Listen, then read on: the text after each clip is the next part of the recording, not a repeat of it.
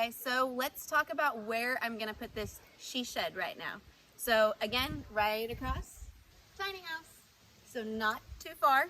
This is kind of where we've talked about since we brought up the idea. So again, close enough to where we can still help each other, far enough to where it's not gonna be an extra challenge. Again, we're not gonna slow down the work that we're doing on the tiny house with the she shed. So let's go kind of look around at the grounds that we're gonna have to clear here. There is going to be a lot of work. As you can see, it's not cleared out, it's not flat, so there's going to be some, I don't know, reinforcing of walls or extra stuff to throw out here and try to, build a good spot. Again, this is all new to me, so Jason is definitely going to help me start it. I did not get to jump in on the tiny house in this aspect of things, so here I am. So pretty much, we decided over here would be the best spot. It's, again, close enough over there to where the tiny house is, but that way we can utilize the outdoor shower and stuff like that when she's over here. But this is probably the most level spot on this side, and it's already kind of cleared out. We'll have to take out some of these smaller trees. It's not that big of a deal. It's gonna be very easy. And then we have had trees fall down out here. Scary, yeah. I know, but they fall down the hill, so nothing to worry about. We've already cut out big trees. As you can tell, this stump right here, we've cut out all the big trees. But over here is the flattest area possible. So I personally think this would do good. You get enough sun, you get enough shade, all that stuff. It's close enough that we don't have to keep moving the generator around when we're building. And again, like Melissa said, it's not taken away at all. It's just in between days that we're working on that, Melissa can work on hers. Yep, exactly. So a lot of you guys have kind of wondered and put it in the comments about how we're going to be doing this and where I'm getting my money and stuff from. So we're going on a very small budget. I want you guys to remember that. It's not taking away, again, from the tiny house, but any of the income that I am making, small amounts, with what I've paired from my last few years of working hard with my jobs. Again, I did put some money away, so I've got something small to start with. Again, we are going to do the rent to own option, I'm sure, on the shed, but we're going to stay small. So I know that you guys think getting the larger one, having a little bit more space, getting real crazy with it, we're not doing that. I do want to keep it very reasonable, very small, but still give me that space. So again, between the two little incomes coming in, it's not going to be a lot. I want to show you guys that you can do this on a smaller budget and that we women can do this too. Yeah, but is it going to get in the way of building the other one with not, my budget? Not at all. Nope, it's not taking away. Again, the money going into this house is not the money going into the shed. Exactly. Two separate things. So that is Jason's, this is Melissa's. Yep. We're just going to be helping each other, and again, that's why we're keeping it so close, so that we're not spending extra money or extra time going further out from one another. This is relatively close. We are going to be helping out. It's just an addition.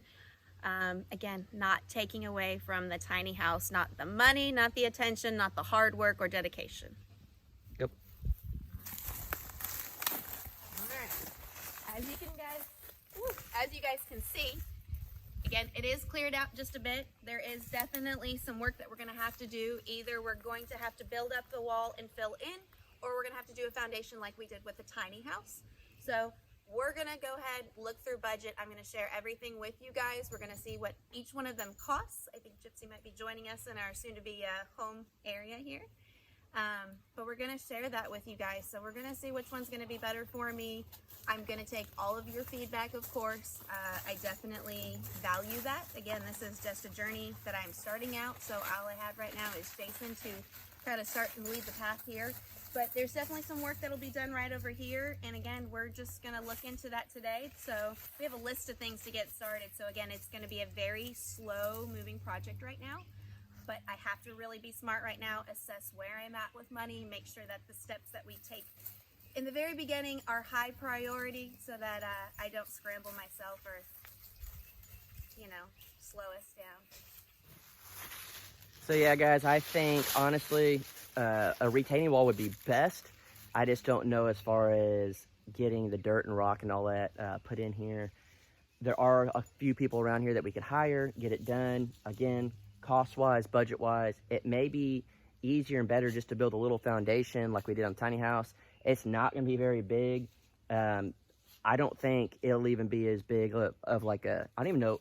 Eventually you might have a deck and a porch and all that, but at the beginning, probably not. Nope. So we don't have to build anything as big as we did on the tiny house, but it'll just be something big enough to set it on, keep it level. It could be low to the ground. We're not doing any crazy plumbing underneath. It's going to be fully off grid. Yep, exactly. We're not gonna bring any of the other luxuries out here. Again, I'm staying right with his plan. I'm not breaking away from it. So we're just gonna be two off-gridders right out here. Yeah, pretty much. And again, we kind of talked about this a little bit on Coffee Crockers. If you watched that, if you haven't, go check it out. But we have talked about everything. We have made an agreement between both of us. It's in writing. It's still my land, but she's going to be renting a good price. She got a good price, and she's going to be renting. So if at any point Melissa decides, hey, I need to leave, whether it's personal or she's sick and tired of me or whatever the case may be, she can up and leave. It's not long-term, a long-term lease, rental agreement, whatever. And again, working just on a normal budget here. She's not going to get into debt over this, nothing like that. We're trying to show you guys what can be done, and we don't want to bog down one channel with both builds. And I was going to build a shed to house eventually at some point. Why not let Melissa kind of learn and do skills and stuff like that, and something that she could be proud of and call it your own. Exactly. And when I jumped in on the tiny home, I did not get from the ground up. So again, this is kind of give me the other side to that. So I'll be able to really get to feel out ground up. And from over there, I mean, that's a whole other story. It's a whole other build. So I'm getting a lot more than I thought I was coming out here in the very beginning. And I love it. I'm super appreciative of it. But again, it is not going to get in the way. It's just going to be more views, more perspective, more content. And again, showing you that no matter who you are, what you're doing, where you're at, you can make this dream come true. Yeah, and I've learned a lot over the last few years doing the shed to house with Jared's build. What works, what doesn't work. Luckily here, you're not going to sink. It's rock everywhere. We just got to level it out. But we don't need it very high off the ground. We don't need to do plumbing underneath. Wiring, we'll probably wire the entire thing up. That way, at some point, it could be hooked up to solar or generator or whatever the case may be. And then foolproof plan that we're doing on both of these, it'll be completely wired. So if at any point I ever have to sell this property and the building's here, the next person to move in can just wire it straight up to an electric pole if they want to get it out. We're not going to be on the grid. We're going to be off grid, but future-proof it. Have it ready for anyone else that may come out here if that's the case. I don't plan on selling it or nothing like that, but just in case. And then again, this is not going to get in the way. I have my budget that's going on that. She has her budget going on this. And sometimes my budget gets tight. You guys know that. So when it does, then we could jump over here, get some more work done. And it keeps us motivated, keeps us going. You guys know how I work. I'm the type that like jumps back and forth. So this is going to help me mentally. But it's going to keep us moving and not getting lazy, not doing things. So I'm pretty excited. I'm super excited. Again, that's one of the obstacles we've been facing. And is, you know, you're either facing the obstacle of finances or the materials. So this was, again, just something to continue that productiveness and just not let us, you know, get too wound up in the emotions when things do start to go wrong. We just throw it over to another project, keep it going, keep hustling. There's a lot to work to be done out here, and I'm super excited to get started with it. All right. Okay. So, again, I want to get everybody's feedback, comments, suggestions along the way. What I have in my head right now is, again, smaller budget. So, Habitat for Humanity, we're definitely going to check those out around the local areas if there is some, as well as back home. Another store that I've really found to love is Dirt Cheap. They have all sorts of products from the inside to the outside and everything in between. So we're going to be checking out all these different places, anywhere that I can try to find a really good deal, reclaim, repurpose. I love all the aspects of that. I'm definitely going to stick to that in this. Definitely want your suggestions, the type of sheds that you guys have looked into, the company's costs, why you chose it, maybe why you didn't, problems, good feedback, bad. I want it all. Please definitely help me out in this process. Again, fresh mind here. I've got Jason, but I would love to know all the local areas if you guys can help me out. Any of the flea markets, things that are going on. I know this is a good time. I want to just kind of locally get out, meet people as well in this process. So if there's any chance that I can meet you guys and again, see what you guys can bring to the table and see what we can make out of this together. All right, guys, this is just the beginning of my journey. So remember that. Again, I'm learning a ton from Jason out here as well as when it comes to the technical parts of all of this. So I'm using iMovie. I'm doing this from my phone. I'm not getting crazy and technical with it, so he's going to help me with tips and tricks along the way. Hopefully I can share those things with you as well. Other than that, I don't know, I just stopped. Other than that, what do you guys think so far? Other than that, what do you guys think so far? All right, guys, so Bloopers and all. Bloopers and all. I told her, keep it real. But yeah, it's over here if you can't tell, and plenty of room. Literally haven't touched it at all.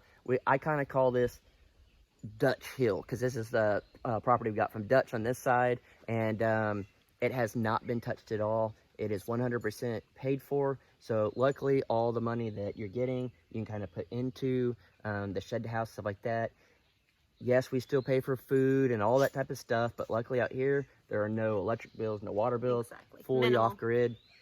And yeah, if you know of any smaller solar systems that we could put in this, you know, we have the Jackery system, stuff like that, but you know, we'll have that, and then probably end up putting like a little fence around. We kind of threw the idea out of maybe some like turf or carpet grass in the little fenced in area because it's nothing but rock out here. Yeah. That way Gypsy has a little place to kind of hang out, make sure snakes aren't there, you kind of see them better, stuff of that nature. And then we'll be utilizing both of these. You know, it's not going to be like, this is mine, this is yours, stay away. It's, hey, this is a cool build that we both can do, both get something out of. We're both still learning, we're both getting creative, and that's the cool thing. Again, with my mind, I need to keep different things. I can't stick to one. It's just not how my brain works. So I think being able to get creative on another project while we're working on that is going to bring new ideas to the tiny house.